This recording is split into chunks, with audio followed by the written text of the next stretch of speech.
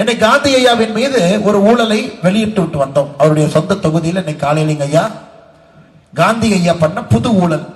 ஒரு தம்பி சொன்னார், அண்ணே போனேன் போர் அடிக்குது, நீ மாசம் ஊழல் லிஸ்ட் ரிலீஸ் பண்ணிட்டு இருக்கிற, உனக்கு வேற வேலையே இல்லைன்னு. இந்த சினிமா படம் ரிலீஸ் பண்ற மாதிரி 1, 2, 3 உங்க வேற வேலை இருக்க. நான் சொன்னேன், இல்ல தம்பி, அது பண்ணாதான் மக்களுக்கு தெரியும் இத்தனை ஊழல் பண்றாங்க, யாரோ ஒருத்தர் பேசணும்.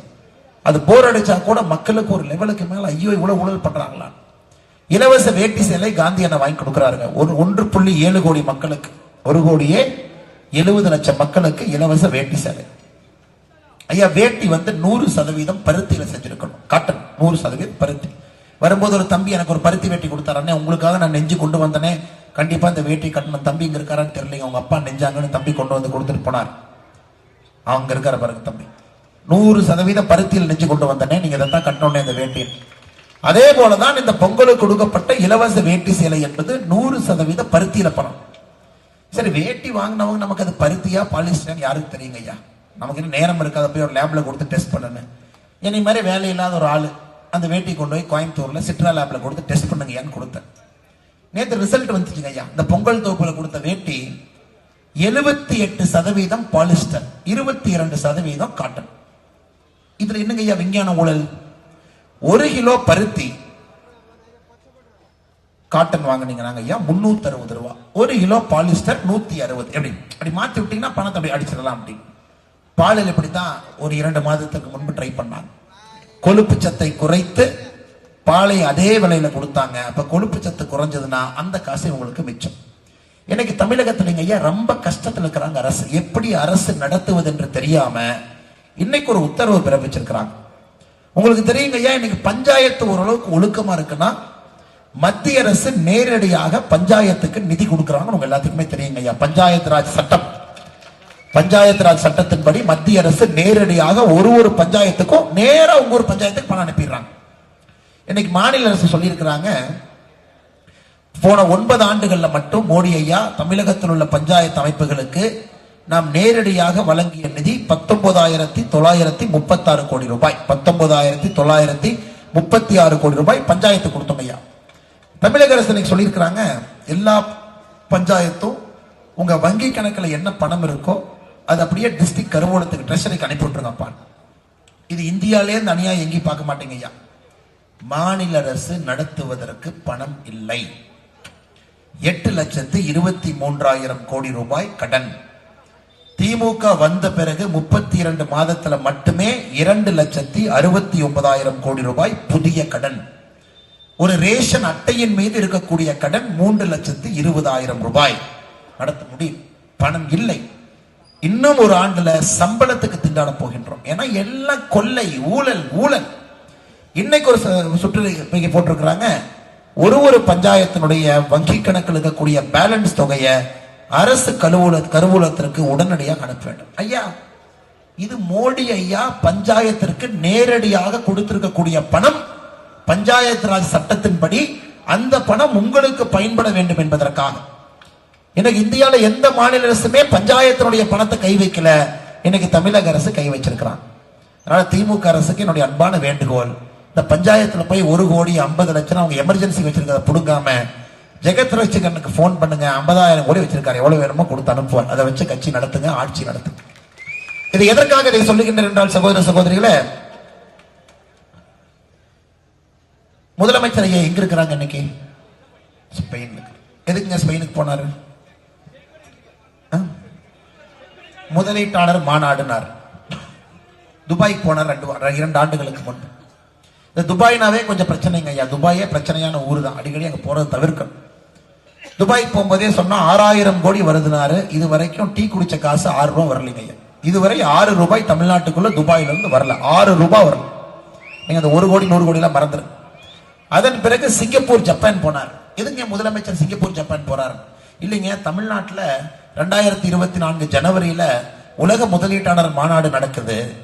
அங்கெல்லாம் போய் அவங்களை கூப்பிட்டு இங்க வாங்க வாங்கன்னு கூப்பிடறக்காக போயிருக்கோம். அதனால முதலமைச்சர் போயிட்டு வந்தா பணம் எல்லாம் வராது, பட் உலக முதலீட்டாளர் மாநாட்டுக்கு வந்துருவாங்க. சரி, ரைட், ஓகே, வருவாங்க. உலக முதலீட்டாளர் மாநாடு முடிஞ்சிருச்சு. இப்போதைக்கு ஸ்பெயினுக்கு போறீங்கன்னா முதலீட்டுக்காக போறோம். ஏங்க இது என்னங்க காமெடியா இருக்கு? உலக முதலீட்டாளர் மாநாட்டுக்கு முன்னாடி நீங்க சுத்தினது எல்லாமே உலக முதலீட்டாளர் மாநாட்டுக்கு வாங்க வாங்கன்னு கூப்பிட போறோம். உலக முதலீட்டாளர்கள் மாநாடு நடந்து ஜனவரி மாசம் முடியறக்குள்ளேயே ஸ்பெயினுக்கு எதுக்கு போறாரு கேட்டா உலகம், அதுவும் ஸ்பெயின் 10 நாள். ஐயா 10 நாள் நீங்க மனசு வச்சு நடந்தா ஸ்பெயின், பிரான்ஸ், இங்கிலாந்து எல்லாமே நடந்து போயிட்டு வந்துடலாம். நடந்து போற தூரம் தான் எல்லாம். 10 நாட்கள் ஸ்பெயின்ல போய் உட்கார்ந்து முதலீடு ஈட்டுவதற்காக ஒரு முதலமைச்சர் சென்றிருக்கின்றார் என்று சொல்லுகின்ற கட்டுக்கதையை நாம் நம்ப வேண்டும் என்று எதிர்பார்க்கின்றார்னா திராவிட முன்னேற்ற கழகத்தினுடைய தலைவர்கள் எப்படிப்பட்ட முட்டாளர்களாக இருப்பார்?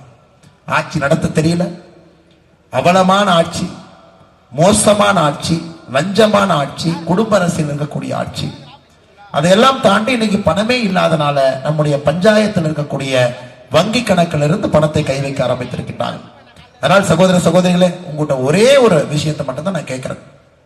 திமுக வந்த பிறகு தமிழகம் இந்தியாவுடைய கஞ்சா தலைநகரமாக மாறி இருக்கு. அரக்கோணத்துல 2023 டிசம்பர்ல ஒரு வீடியோ பார்த்தங்க. 2 பசங்க சண்டை போட்டுக்கிட்டு அரக்கோணத்தினுடைய ரயில்வே அந்த டிராக்ல போய் 2 பேர் தலை வச்சு படுத்திருக்காங்க. நீங்க பாத்தீங்களாங்க ஐயா? உங்க ஊர்ல பாத்தீங்களாங்க ஐயா? அதுவும் ஸ்கூல் யூனிஃபார்ம்ல 2 பேர்.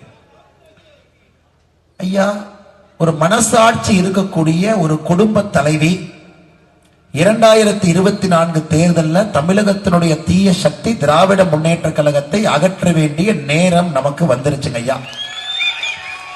நேரம் வந்துருச்சு. இதுக்கு மேல நம்ம காத்திருக்கல எந்த பிரயோஜனம் இல்லைங்க ஐயா.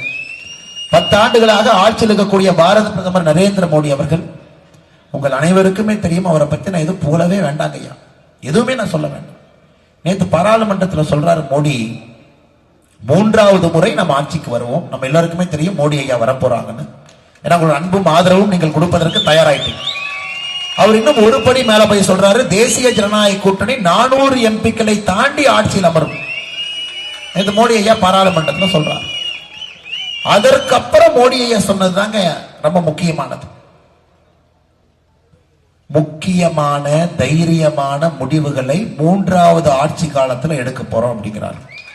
பாருங்க ஏங்க, அப்ப ஆர்டிகல் 370 தாண்டி ஏதோ ஒன்று கை வைக்கிறார். ரெடி ஆயிட்டார் தலைவர். பாருங்க ஐயா, எனக்கும் தெரியும், உங்களுக்கும் தெரியும், அந்த முக்கியமான முடிவுகள் என்னன்னு உங்களுக்கும் தெரியும். நாம் எல்லோருமே நதிநீர் இணைப்புக்காக காத்திருக்கின்றோம். பல லட்சம் கோடி மோடி ஐயா நிச்சயமாக செய்வாருங்கிற நம்பிக்கை எனக்கு ஒரு தொண்டனாக இருக்கு.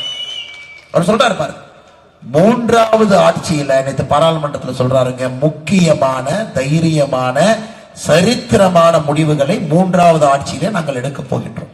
ஆர்டிகல் 370 தாண்டி ட்ரிபிள் தலாக் சட்டத்தை எல்லாம் தாண்டி ராமர் கோவில் கட்டது எல்லாம் தாண்டி பெருசா யோசிக்கிறார், மிக பெரிதாக யோசிக்கின்றார். இந்தியாவை முழுவதுமாக ஒரு புதிய பரிமாண பாதைகளை கொண்டு செல்ல வேண்டும், உலகத்தினுடைய தலைமை நாடாக மாற்ற வேண்டும், ஒரு வல்லரசு நாடாக மாற்ற வேண்டும் என்பதிலே நம்முடைய பாரத பிரதமர் நரேந்திர மோடி அவர்கள் தெளிவாக இருக்கின்றார்கள். அந்த வரலாற்று முடிவுகளுக்காக நாம் தயாராக இருக்கின்றோம், நீங்களும் தயாராக இருக்கின்றீர்கள். 2024 பாராளுமன்ற தேர்தலும் உங்களுக்காக தயாராக இருக்கிறது. நிச்சயமாக அரக்கோணம் பாராளுமன்ற தொகுதியினுடைய பாராளுமன்ற உறுப்பினரை நீங்கள் மோடி அவர்களுக்கு பரிசாக அனுப்பீர்கள் என்கின்ற முழு நம்பிக்கையோடு இந்த அற்புதமான யாத்திரை, எழுச்சி மிகுந்த யாத்திரை நம்முடைய அரக்கோணத்தில் மிகச்சிறப்பாக நடந்து கொண்டிருக்கிறது. காரணமாக இருக்கக்கூடிய இந்த மாவட்டத்தினுடைய தலைவர், மிக கடுமையாக நேற்றிலிருந்து பாடுபட்டுக் கொண்டிருக்கக்கூடிய அண்ணன் விஜயன் அவர்களுக்கு, இந்த கட்சியினுடைய எல்லா தொண்டர்களுக்கும் பாராட்டி, அணிப்பிரிவு தலைவர்களுக்கு பாராட்டி, உங்கள் அனைவர் சார்பாக என்னுடைய மனமார்ந்த நன்றிகளை அண்ணன் விஜயன் அவர்களுக்கு இந்த நேரத்தில் தெரிவித்துக் கொள்கின்றேன். நம்முடைய பெருங்கோட்ட பொறுப்பாளர், நம்முடைய மாநிலத்தினுடைய பொதுச் செயலாளர் அருமை சகோதரி கார்த்தியாயனி அவர்கள் மிக கடுமையாக பாடுபட்டு இந்த பகுதி முழுவதுமே கடந்த ஒரு 4-5 நாட்களாக இந்த பகுதியில் இருக்கிறாங்க, 7-8 நாளா இருக்கிற முழுமையாக பாரதிய ஜனதா கட்சியினுடைய கோட்டையாக மாறிடுச்சுங்க ஐயா. பட்டி தொட்டி எல்லாம் நீங்க ரெடி ஆயிட்டீங்க. இந்த முறை பாரதிய ஜனதா கட்சிக்கு தான் வாய்ப்பு என்பதில் தெளிவாக இருக்கின்றீர்கள். ஆனால் சகோதரி கார்த்தியாயனி அவர்களுக்கு நன்றிகளை தெரிவித்து, பாராளுமன்றத்தினுடைய பொறுப்பாளர் அண்ணன் ரவிச்சந்திரன் அவர்கள், பாராளுமன்றத்தினுடைய இணை பொறுப்பாளர் அண்ணன் தசரதன் அவர்களுக்கும் இந்த நேரத்தில் என்னுடைய நன்றிகளை உரித்தாக்கி, மாவட்ட பொதுச் செயலாளர் வழக்கறிஞர் கண்ணன் அவர்கள், மாவட்ட துணைத் தலைவர்கள் வழக்கறிஞர் தனசேகரன் அவர்கள், லட்சுமி அவர்கள், மாவட்டத்தினுடைய செயலாளர் ரகுநாத் அவர்கள், மண்டல் பார்வையாளர் புஷ்பராஜ் அவர்கள், மாவட்டத்தினுடைய மீனவர் பிரிவு தலைவர் கணேசன் அவர்கள், மாவட்ட தொழில் பிரிவு தலைவர் ரவீந்திரன் அவர்கள், மாவட்ட இளைஞரணியினுடைய பொதுச் செயலாளர் அருமை தம்பி சாம்பசிவா அவர்கள், அரக்கோணம் நகர ஒன்றிய தலைவர் அண்ணன் வழக்கறிஞர் சிவகுமார் அவர்கள், தெற்கொன்றிய தலைவர் பிரகாஷ் அவர்கள், வடக்கொன்றிய தலைவர் பார்த்தசாரதி அவர்கள், மேற்கொன்றிய தலைவர் ஜெய்கணேஷ் அவர்கள், நெமிலி கிழக்கொன்றிய தலைவர் சுந்தரமூர்த்தி அவர்கள், அரக்கோணம் நகர பொதுச் செயலாளர் தனசேகரன் அவர்கள், நகர செயலாளர் ஹரிஷ் அவர்கள், மேடையில் இருக்கக்கூடிய எல்லா தலைவர்கள், இங்க இருக்கக்கூடிய பத்திரிகை நண்பர்கள், நேரம் காலம் எதையும் பொருட்படுத்தாம நம்மோடு நின்று கொண்டிருக்கக்கூடிய எல்லா சகோதரிகள் தாய்மார்களுக்கு குறிப்பாக இந்த நேரத்தில் நன்றிகளை தெரிவித்து, இளைஞர்களுக்கு, பெரியவர்களுக்கு, குழந்தைகளுக்கு, மாற்றத்திற்காக துணை நிற்கக்கூடிய அன்பார்ந்த உங்கள் அனைவருக்கும் நன்றியை தெரிவித்து, மாநிலத்தினுடைய செயலாளர் அருமை சகோதரர் அஸ்வத்தாமன் அவர்கள் நம்முடைய சிறப்பு அழைப்பாளராக வந்திருக்கின்றார்கள். அவருக்கு நம்முடைய நன்றிகளை தெரிவித்து, மேடையில் இருக்கக்கூடிய எல்லா தலைவர்களும் நன்றியை தெரிவித்துக் கொள்கின்றேன். ஐயா, நம்பிக்கையோடு இருங்கள், மாற்றத்திற்கு தயாராக இருங்கள். 2024 உங்களுக்காக காத்திருக்கிறது. நீங்களும் 2024 தேர்தலுக்காக காத்திருக்கின்றீர்கள் என்பதை முழுமையாக அறிகின்றேன்.